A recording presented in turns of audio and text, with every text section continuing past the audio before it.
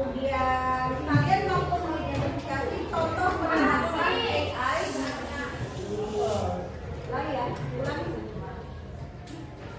Ibu pengen tanya dulu, apa sih yang kalian ketahui tentang coding? Coding apa coding? Ayo, ada yang tahu coding? Coding atau AI? Apa AI? Kecerdasan buatan.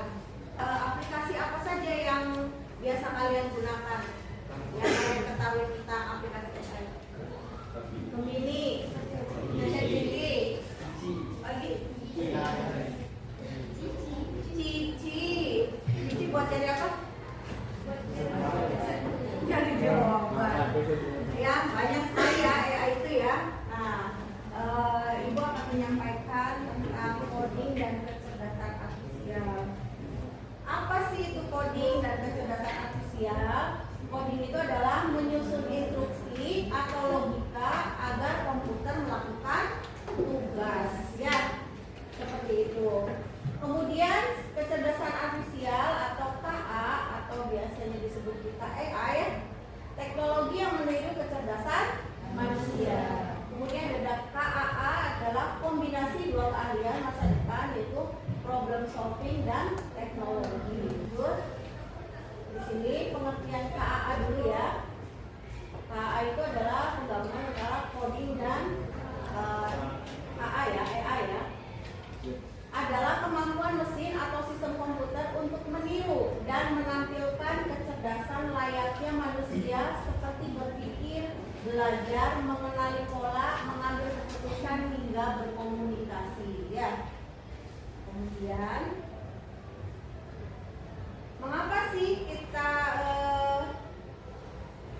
mengapa belajar KA itu penting? Kenapa?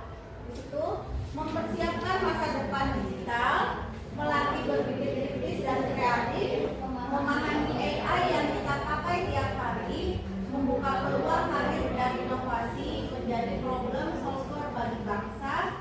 Nah, seperti itu. Jadi kalian jangan hanya jadi pengguna teknologi, tapi juga jadi penciptanya. Ya, di sini mempersiapkan masa depan digital. Sekarang itu sudah banyak pekerjaan yang pekerjaannya sudah digital ya. Ada yang kalian ketahui sekarang apa? Online shop ya kan?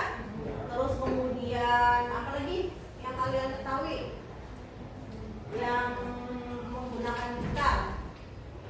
Banyak ya. Semuanya sekarang sudah ke arah digital semua ya. Terus kemudian melatih berpikir kritis dan kreatif. Jadi kalian itu kira-kira nanti itu bisa berpikir kritis dan kreatif. Jadi bisa menciptakan sesuatu ya. Seperti itu. Kemudian memahami AI yang kita pakai tiap hari. Kalian kemarin itu sudah beberapa aplikasi tadi ada Gemini, ChatGPT. Untuk apa aja itu? Untuk apa?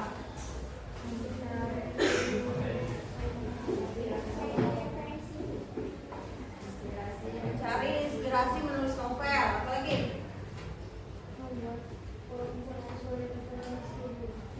Membuat foto sesuai dengan referensi, apalagi?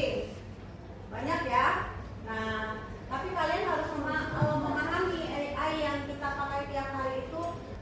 Nanti itu pada saat kita membuat itu harus ada etikanya, ya, harus ada etikanya dalam membuat AI. Jangan asal bikin kemudian di-share di sosial media dan sebagainya, ternyata menyinggung orang lain, ya, dan lain sebagainya. Kemudian membuka peluang karir dan inovasi, ya, membuka peluang karir dan inovasi. Sekarang iklan-iklan yang di e-commerce itu kebanyakan sudah menggunakan AI, ya, sudah menggunakan teknologi AI digital, ya. Jadi tidak ada membuat iklan itu sudah tidak menggunakan model asli, bisa gitu ya, menggunakan model yang dari AI. Itu nanti ada. Sekarang itu pekerjaan sudah seperti itu. Gajinya lumayan besar, ya. Cukup kalian itu harus, yang penting kalian kreatif dan kemudian menjadi problem solver bagi bangsa. Nah, sekarang di negara-negara maju mulai dari TK mereka sudah belajar berpikir kritis, sudah bisa anak-anak tersebut sudah harus bisa menyelesaikan permasalahan dalam kehidupan sehari-hari. Nah, ya seperti itu. Lanjut ya. Oke. Fakta penting tentang KAA. Indonesia butuh 9 juta talenta digital di 2030. Komunitas coding Indonesia peringkat ketiga di Asia Pasifik. AI akan menyumbang lebih dari 1,5 triliun ke ekonomi dunia. Kemudian negara seperti Singapura dan Korea Selatan sudah mulai dari jenjang SD. Ciri KAA dapat belajar dari data, machine learning, ya. Mampu mengenali pola dari teks, gambar, suara atau video, ya. Kemudian kita juga kan biasanya memasukkan teks, ya kan. Terus nanti dia akan mencari, ya kan, apa yang kita mau kan ya. Nanti munculnya seperti apa yang kita masukkan ya, sesuai dengan yang kita masukkan. Membuat prediksi atau keputusan. Berinteraksi secara alami dengan manusia, bersifat adaptif dan semakin baik dengan data baru. Kalau AI itu hanya rekomendasi, bedanya ya. Hanya rekomendasi, keputusan itu ada di manusia. Ya, seperti itu ya. Jadi AI itu contoh kalian klik membuat teks di ChatGPT. Apa yang biasa teks itu biasanya disebut apa? Disebut apa? Teks yang kita masukkan, perintahnya namanya prompt. Ya, kita masukkan prompt ke ChatGPT. Nanti ChatGPT itu akan memberikan hasil yang sesuai dengan keinginan kita, tapi bukan berarti AI itu selalu benar, ya. Tetap keputusan, kemudian keputusan untuk hasil yang didapatkan dari AI itu harus kita analisis lagi, kemudian ini berarti ada kekurangannya dan lain sebagainya, kita tambahkan. Jadi semuanya keputusannya tetap di manusia. Tujuan dari KKA membantu manusia menyelesaikan tugas lebih cepat dan akurat, mengotomatisasi pekerjaan rutin, mendukung pengambilan keputusan berbasis data, dan mengembangkan inovasi di berbagai bidang seperti pendidikan, kesehatan, bisnis, transportasi, pertanian, ya. Membantu manusia menyelesaikan tugas lebih cepat dan akurat. Contoh, ibu-ibu menyapu tiap hari kan, pagi sore. Sekarang sudah ada alat yang dibuat dengan KAA, itu adalah sapu yang bisa dibuat robot sapu ya. Nah, sudah seperti vakum yang jalan sendiri. Dia mempermudah pekerjaan manusia, ya. Terusnya apalagi itu banyak ya, seperti sekarang taksi-taksi di beberapa negara sudah menggunakan autopilot, tidak ada supirnya, tidak ada pengemudinya, itu ya. Contoh dari penerapan KAA dalam bidang pendidikan, ada chatbot pembelajaran, koreksi otomatis. Kesehatan itu analis ronsen, prediksi. Kemudian transportasi itu mobil otonom dan navigasi cerdas. Kemudian dalam bidang bisnis, sistem rekomendasi, deteksi penipuan, ya. Terus dalam kehidupan sehari-hari, contoh Google Assistant, ya, kemudian face recognition, ya, itu contoh-contoh dari penerapan KAA di berbagai bidang.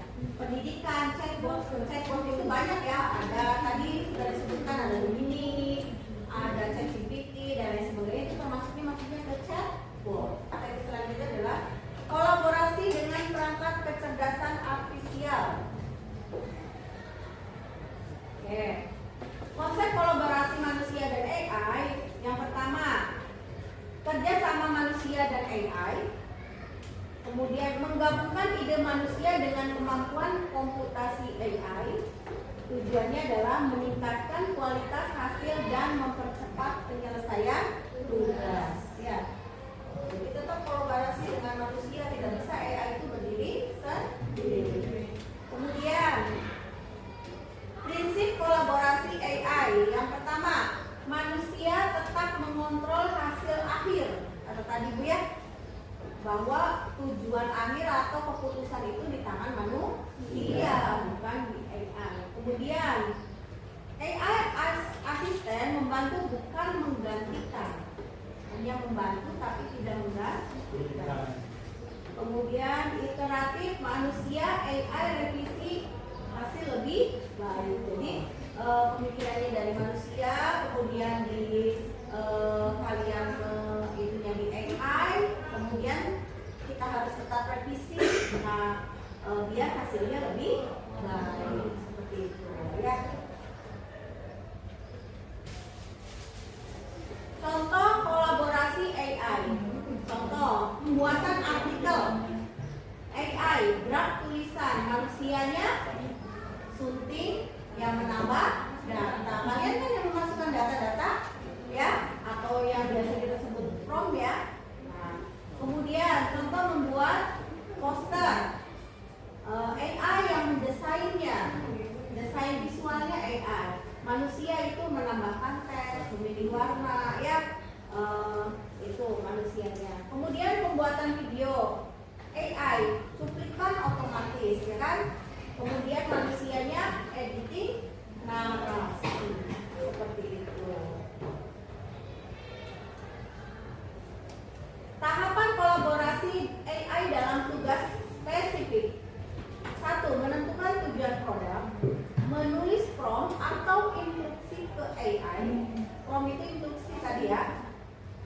Kemudian menerima hasil AI, editing dan penyesuaian, kemudian menyajikan produk akhir. Ya. Kelebihan dan tantangan kolaborasi AI. Kelebihannya, mempercepat pekerjaan, memberi ide kreatif, mengurangi kesalahan. Tantangannya, hasil kadang salah atau kurang relevan, tidak sesuai dengan keinginan kita ya. Kita masukkan tuh pengennya apa, nggak taunya keluarnya apa kan? Ya, jadi berarti tidak AI itu tidak selalu benar, tidak selalu kadang tidak sesuai dengan keinginan manusia. Kemudian risiko plagiarisme. Plagiarisme itu apa? Peniru ya, peniru. Jadi kita sudah membuat desain bagus, ternyata desain kita itu kemungkinan besarnya akan ditiru oleh orang lain. Kemudian ketergantungan AI, ya, ketergantungan AI karena kalian sudah biasa menggunakan cicing, semuanya akhirnya ngitung matematika, nyari aja cicing, ya cicing, contoh ya. Kemudian isu etika dan keaslian karya. Nah, etikanya seperti apa dalam menggunakan AI ya, seperti itu. Oke. Tugasnya kalian buat kelompok ya, buat kelompok 4 orang aja. Kemudian bikin kelompok dulu ya. Di kelompok 4 orang. Nah kalian silahkan kan tadi ada bidang pendidikan ya, bidang kesehatan, terus bidang apa lagi tuh? Tadi tuh ada berapa bidang? Ada berapa?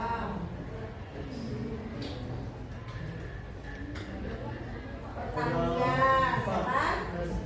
Nah bisnis. Nah silahkan kalian buat poster ya, buat poster. silakan gunakan AI yang kalian ketahui, aplikasi AI yang kalian ketahui. Silakan dibuat posternya sesuai dengan bidangnya. Kalian pilihnya mau bidang bisnis boleh, mau bidang pendidikan boleh, mau kesehatan boleh. Kalau kesehatan berarti tentang penyuluhan ya, silakan ya. No narkoba gitu ya, nggak apa-apa. Silakan buat poster dengan dengan aplikasi AI yang kalian ketahui seperti itu. Silakan ya, berkelompok silakan. 4 orang aja ya. 4 orang ya.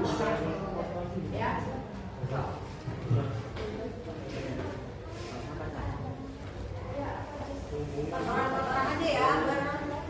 Kursinya dibalik aja. Kursinya. Nah, ya. Silakan diskusikan. Kamu bidang apa? Bidang apa? Terserah ya. Kan ada bidang pendidikan, kesehatan, ya, bisnis, pertanian. Silakan. 4 orang ya. Berkelompok. Kursinya tinggal dibalik aja.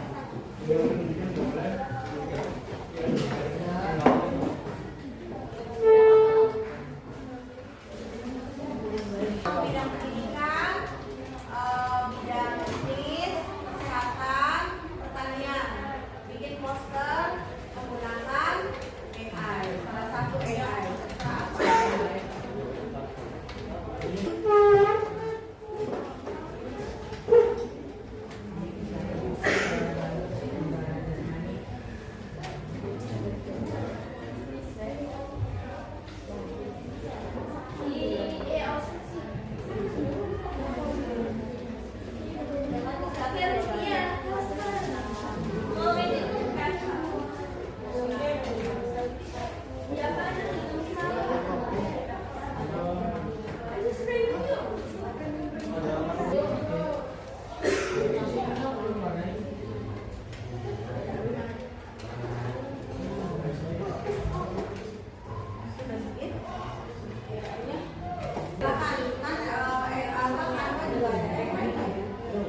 Kalau sudah jadi, nanti kirim ke grup, nanti kita tampil ke depan ya presentasi.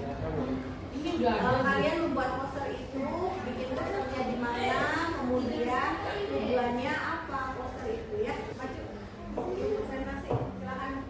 Assalamualaikum warahmatullahi wabarakatuh. Waalaikumsalam warahmatullahi wabarakatuh.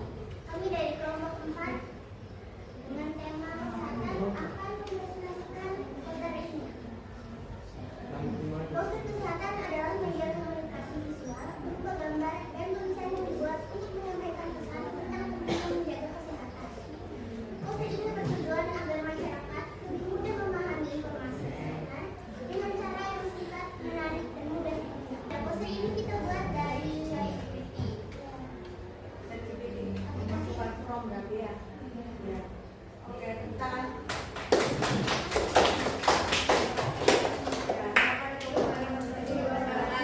Waalaikumsalam warahmatullahi wabarakatuh.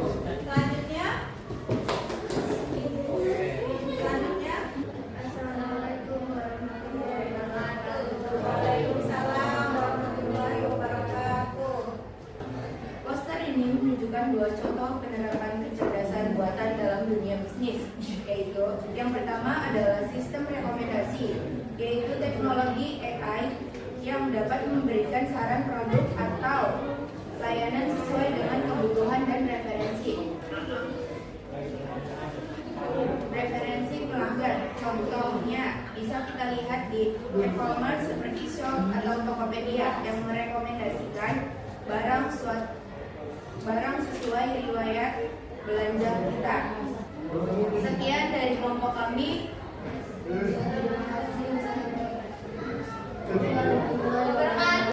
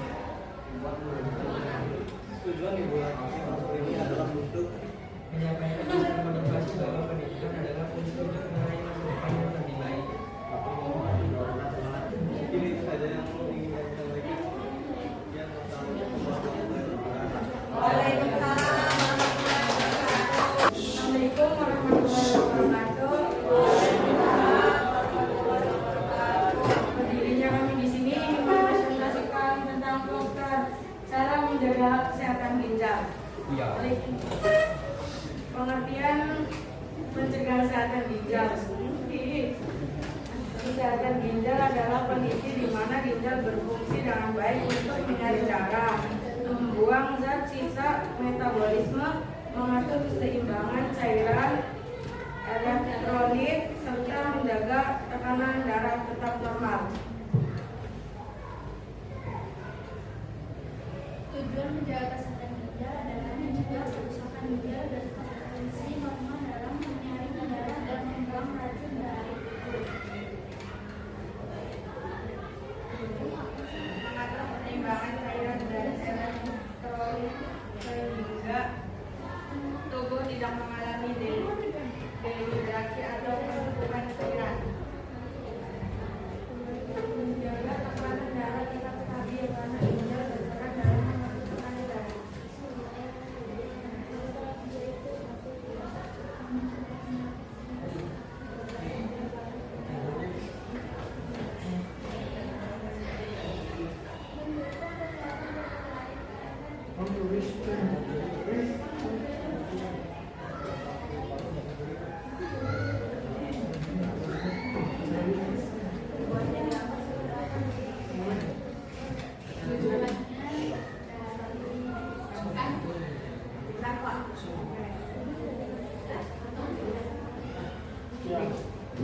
Ya, dari kami, Assalamualaikum warahmatullahi wabarakatuh. Waalaikumsalam warahmatullahi wabarakatuh. Waalaikumsalam warahmatullahi wabarakatuh.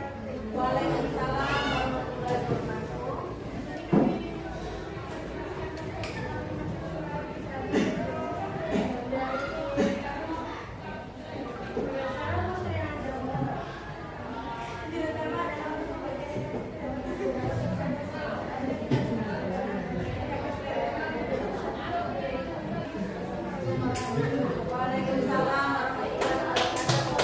Refleksi ya. Tadi ya kalian kan sudah buat tuh poster ya, menggunakan beberapa aplikasi AI ya. Nah, ada kesulitan nggak dalam pembuatannya? Kesulitannya di mana? Tantangannya tadi yang sudah kalian buat. Buat promnya. Menurut kalian sudah sesuai nggak yang menggunakan prom ya? Sudah sesuai nggak dengan yang kalian inginkan keluarannya? Ada sedikit, menurut kalian ada yang kurang sedikit. Nah, berarti harus diperbaiki lagi promnya. Seperti itu ya. Bagaimana peran manusia apakah tetap dominan? Peran manusia kalian apakah tetap dominan? Apa semuanya diserahkan ke AI? Tetap dominan manusia karena pengambilan keputusan adalah di manusia.